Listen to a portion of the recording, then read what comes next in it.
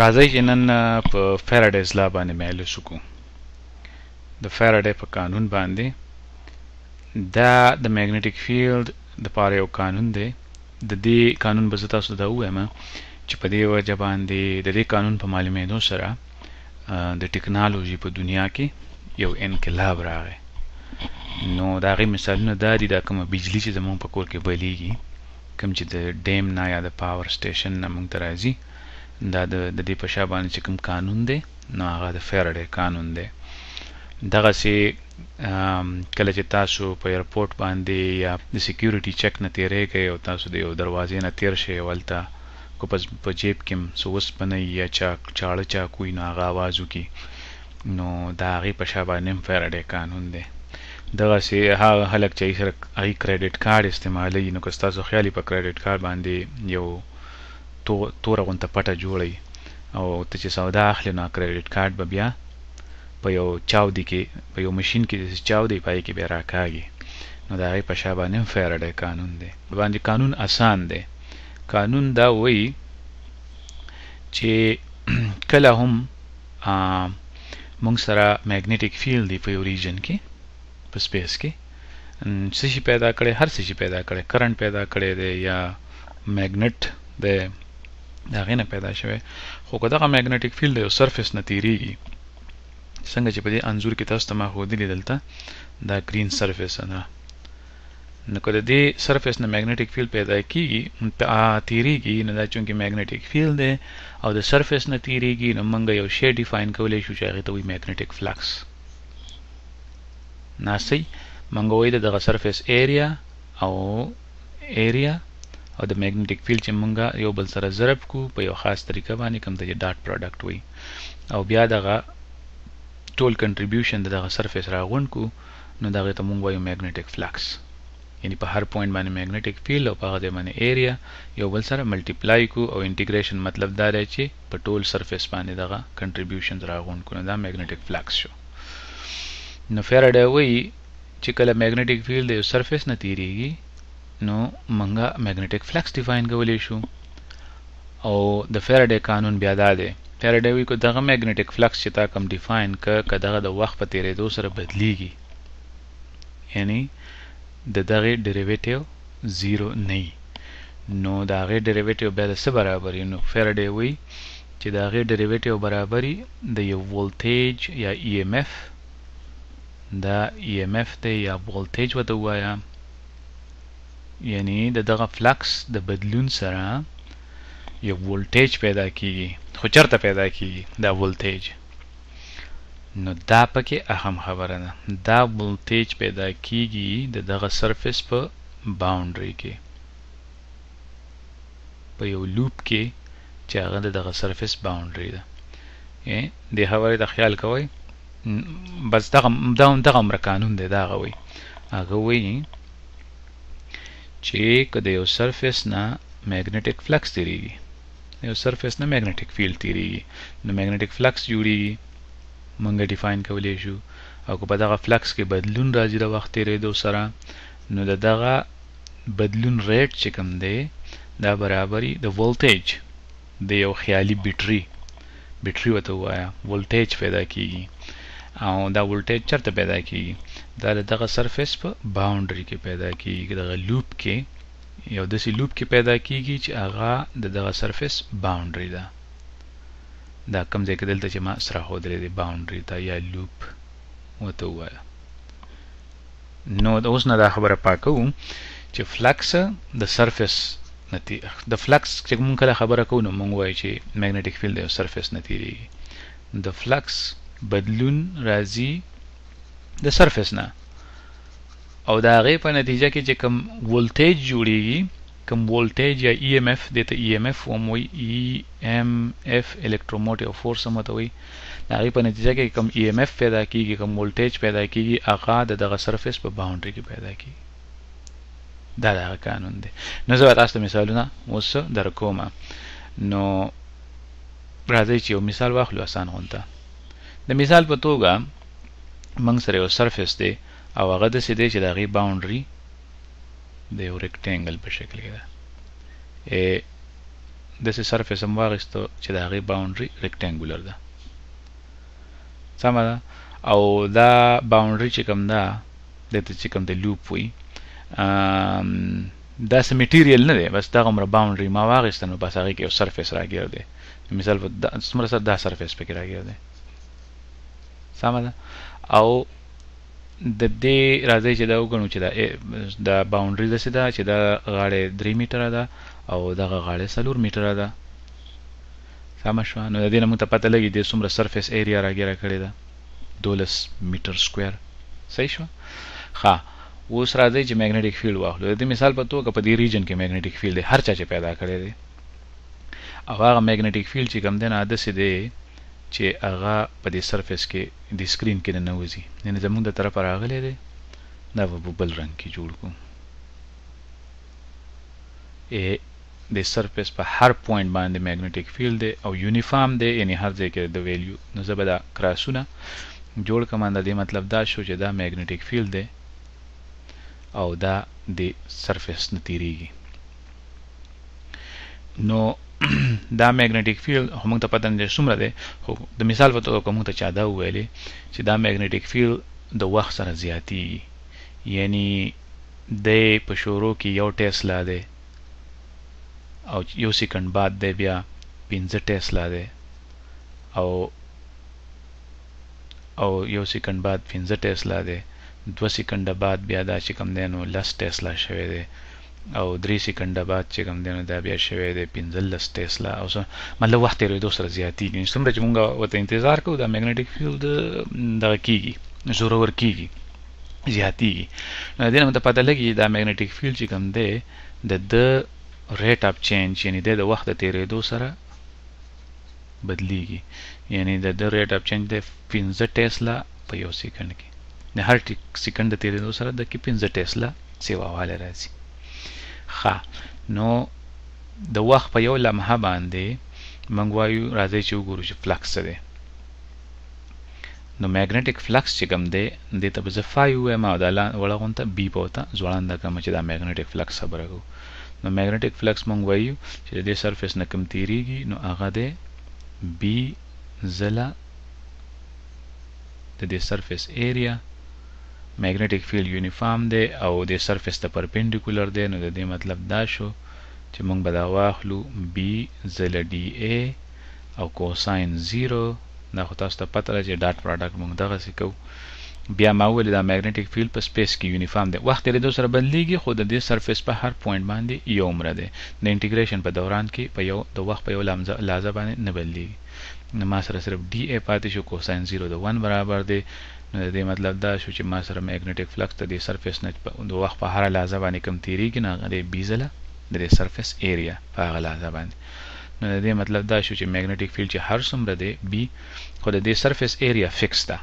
ځکه چې د دې یو سرفیس ایریا ون ساید یو ساید چې کوم دی نو 3 میټره دی بل ساید 4 میټره دی نو دغه ایریا دی شوه 3 ځله 4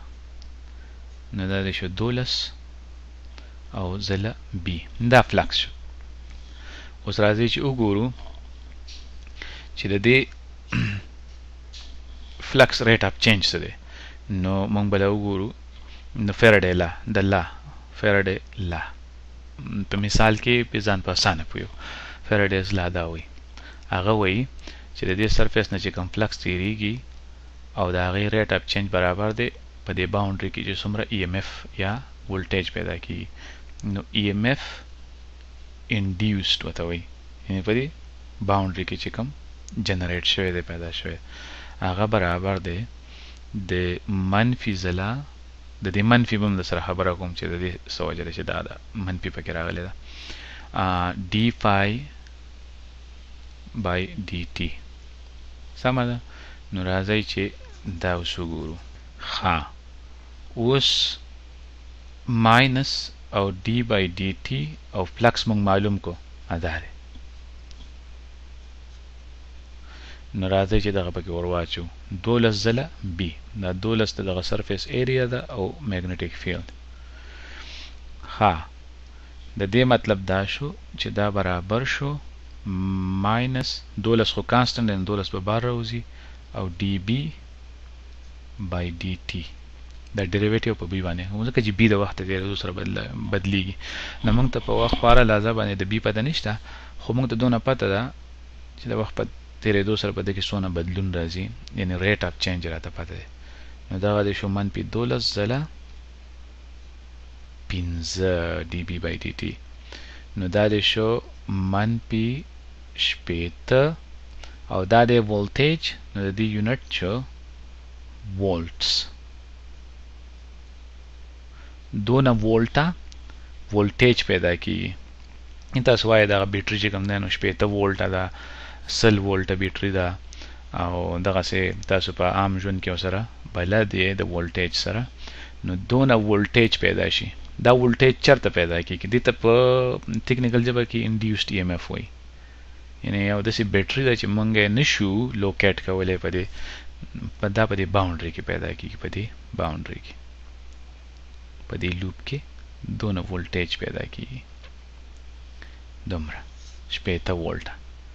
د منفي لبرازو دې ته وی لینز لا دا منفي چې کوم ده دې لبرازو دا منفي اوسه غم نه کو دا برستره دې غم کو د دې منفي نوم د لینز لا دا په لومبي ځل تاسو په فزیکس کې نه شي د یو منفي نخې د لپاره قانون دی هغه ته وی لینز لا دې لبرازو خو منفي وسپری دی چې منفي ولې ده صرف په دې غور کوي چې دا 80 وولټه voltage پیدا کیږي په دې باونډري کې نو په دې باونډري اسې سپیسي نو دا voltage بدلته موجودي او کنه تا وسپنه راواغستا یعنی د وسپنې تار دی راواغستا هغه په دې باونډري باندې کې خو دلته څلور د وسپنې تارونه دی راواغستا د مرګري کو دغه باونډري باندې دی خور کو نو پای کې بیا کرنٹ ګرځي ځکه چې دلته voltage موجود دی خیال دی راځي چې بل مثال واخلو د مثال په توګه ما یو داسې باونډري غوړه کړه یو داسې سرفیس مې غوړه کو چې د هغې باونډري یو سرکل دی دا او د دې سرکل ما ته پته ده چې ریډیس یې برابر دی د دې یو ریډیس دی او هغه ریډیس برابر دی د 1 میټر سمه نو دې باونډري دا مې اسې باونډري خیال کې راوسته او سرکولر باونډري مې خیال کې راوسته اسې غونډه منډه نو ما ته پته ده چې دې باونډري یو سرفیس ګیر کړی دی نو د هغې سرفیس ایریا څومره ده پای آر سکویر دا خو تاسو ته پته ده اوس راځئ که موږ ته څوک دا ووایي که یا که موږ داسې حالات پیدا کړو چې په دې ریجن کې زه به دې نهیله رقم چې میګنیټیک فیلډ راته ښکاره شي په دې ریجن کې میګنیټیک فیلډ موجود دی او هغه د دې سرفیس نه تیریږي په داسې طریقه باندې چې میګنیټیک فیلډ راوځي د دې سکرین نه بهر یعنی دا زه به دا ډاټونه جوړ کړم او سره به دا سرکل راتاو کړم د دې مطلب دی چې میګنیټیک فیلډ نو دا میګنیټیک فیلډ دلته بهر راوځي د دې سکرین نه بهر راوځي نه سرفیس نه تیریږي او دا راته څوک ووایي چې د دې میګنیټیک فیلډ ویلیو خو موږ ته نه ده معلومه خو دا موږ ته پته ده چې دی څونه کمیږي او زیاتېږي د وخت په تېرېدو سره د مثال په توګه په هر سیکنډ کې په ده کې 10 ټیسلا کمی زیاتې راځي نو موږ به وایو چې د ریټ اف چینج چې کوم دی هغه د 10 ټیسلا په یو سیکنډ کې او دا میګنیټیک فیلډ د دې سرفیس په هر پوینټ باندې موجود دی په هر پوینټ باندې موجود دی ما یو صرف څلور نښې راښکلې چې صرف دا انډیکیټ کوي چې دلته میګنیټیک فیلډ دی او دا مخامخ د دې سرفیس نه بهر راوځي بیخي نیغ په نیغه د سرفیس ته نو ته چې فیرډې لا دا بار وخت لیکو چې موږ ته یاد دی هغه منفي نښه او پکې پرېږدو ځکه چې هغه یو جدا لا ده یعنی په یو ایکویشن کې دوه لاس دي صرف فیرډیز لا ته به غور وکړو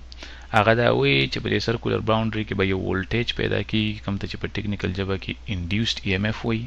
دا کرلی ای او نسې آی ان وسره ولیکي چې موږ ته induced EMF او هغه برابر دی چې د میګنیټیک فلکس چې کوم دی څومره په تیزۍ سره بدلیږي کمیږي زیاتېږي ښه نو موږ دا معلومول غواړو چې څومره voltage پیدا کیږي په دغه باونډري کې نو د هغې لپاره لومبی سټپ موږ ته دا پکار دی چې موږ وګورو چې فلکس څومره دی په وخت په اړه باندې نو موږ به داسې وګڼو چې د وخت په اړه باندې میګنیټیک فیلډ بي دی نو flux this show B زله DA د دې سرفیس ایریا برا واخلو وړي وړي ایریاز او بیا په باندې انټیګریشن وکړو او موږ ته پته ده چې دا میګنیټیک فیلډ پرپینډیکولر د سرفیس ته نو ایریا سره پیرالل دی نو د دې مطلب دا شو چې د دې نه بس جست BDA جوړ شي کوساین 0 د 1 برابري هغه زړه کیسه ده او د وخت په هر لحظه باندې میګنیټیک فیلډ یونیفارم دی یعنی په هر پوینټ باندې یو مره دی بدلیږي د وخت سره خو کو د وخت په یو لحظه وته وګورئ نو په د سرفیس په هر پوینټ باندې د یو ویلیو ده نو د انټیګریشن په دوران کې دا نه بدلیږي نو دا شو B او زله DA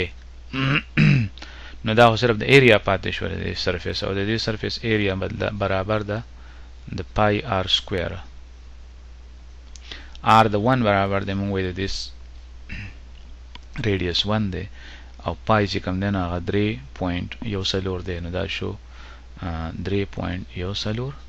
زله B نو دا هم موږ لومړی دا کار وکړو چې دا فلکس هم د وخت په هره لحظه باندې معلوم کړو په یو لحظه باندې معلوم کړو اوس راځئ چې وګورو چې په دې کې بدلون څومره راځي نو موږ وایو چې په دې کې بدلون راځي او هغه بدلون چې کوم دی د فیراډې د قانون په حساب سره هغه برابر دی نو راځئ نو دا به شي نو فلکس دی شو موږ سره 3.14 دا خو کانسټنټ دی زله B دا باندې به د ډیریویټیو ورخوشي کو 3.14 خو چې کوم دی نو هغه کانسټنټ دی او بیا د میګنیټیک فیلډ ډیریویټیو به واخلو نو یې دا موږ لرا کړی شوی دی د مثال په توګه نو دا دی شو 3.14 زله لس نو زما سه به دې کې یو 10.4 وولټا ولټیج به پیدا کیږي چرته پیدا کیږي په دې باونډري کې نو که دا باونډري اسی منګه سپیس کې امیجن کړه نو دلته به دا ولټیج ناشتي تیار پروت دی که دا میګنیټیک فیلډ په دغه ریټ سره چینج کیږي په دې سرفیس باندې نو په دې باونډري کې به موږ سره یو ایمیجنری یا خیالي بیټري موجودي او چې کلم تاسو اوسپنه پیدا کړه او په دې باونډري باندې مخوره کړه تار د اوسپنې تار نو تاسو ته پته ولګي چې پای کې به کرنٹ رواني نو که تاسو په دغه تار کې دلته بلب ولګوئ د بجلی په تار کې نو هغه بلب به بیا بلیږي دا کنه د مزې خبره دغه فیراډې لاره نو راځئ چې اوس بیا لا ته لاړ شو مثال په توګه دا سرفیس ما واخیسته او د دې یو باونډري ده نو فیراډې وایي چې که کلم د میګنیټیک فلکس دا میګنیټیک فیلډ تیریږي د دې سرفیس نه نو موږ د دې سرفیس لپاره یو فلکس ډیفاین کولی شو چې هغې ته وایي B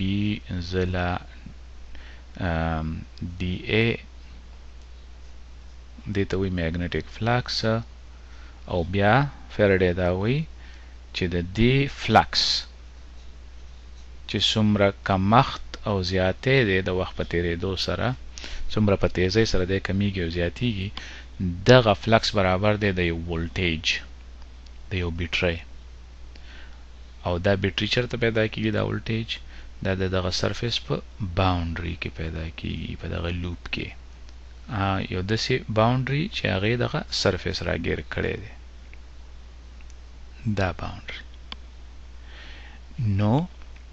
که موږ په دې باونډري باندې د اوسپنې تار خور کو کنډکټر چې ورته وایي نو په هغې کې به بیا بجلي ګرځي ځکه چې بیټرۍ پکې آلریډي پیدا شوې ده خو به بیټرۍ موږ ګوته نه شو کېښودی بیټرۍ چېرته ده دلته ده که دلته نه دا په دې دا یو داسې هایپوتیټیکل ایمیجنري بیټرۍ ده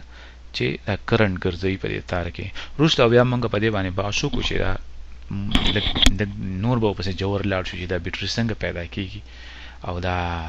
کله چې موږ دلته د اوسپنې تار کېږو نو په هغې کې کرنټ ولې ګرځي او دا الکترون چا په مخه کړي چې ګرځوي په دې تار کې خو تاسو لا اول په دې لا باندې ځان پوهېږئ لا کې هغه دا نه وایي لا د کرنټ دپاره نه ده لا د ولټیج دپاره ده یعنې که په دې باونډري باندې که دا باونډري بیخي ویکیوم دی هېڅ هم پې نشته هسې ستا خیالي باونډري ده نو په دې کې ولټیج موجود دی په سپیس کې که نه دلته پلاسټک ترې راواخېسته په دې باونډري باندې دې خور کو نو په هغې کې به ولټیج وي خو کرنٹ پکې نشي ګرځېدی ځکه چې پلاستیک کنډکټر نه دی خو ولټیج به هر وخت پیدا کیږي نه کرنٹ خو بالا پیدا کیږي دلته ته کنډکټر کې دی په دې باونډري باندې نو دا د فیرډې لا هغه اصلي د مغز ټکی دی چې هغه وایي چې د یو سرفیس نه یعنی یو سرفیس دی واغېسته دا سرفیس دی واغېسته دا علاقه دی واغېسته د سکرین او د سرفیس نه فلکس تیریږي د دې په باونډري کې به دای باونډري ده د دې په دې باونډري کې به ولټیج پیدا کیږي یعنی دغه سرفیس نه ګیر چاپیر چې کومه لیکه تاو ده لوپ هغې کې به ولټیج پیدا کیږي نو په دې خبره باندې ځان پوهول دي زما په خیال په دې ځای باندې به د فیرډې لا بس پرېږدو نور مثالونه بیا کوو په دې کې کار شته او دغه د نیګیټیو ساین مسله به بیا وروسته راولو چې دغه لینز لا څه وایي نو په دې باندې به که خیري بیا بحث کوو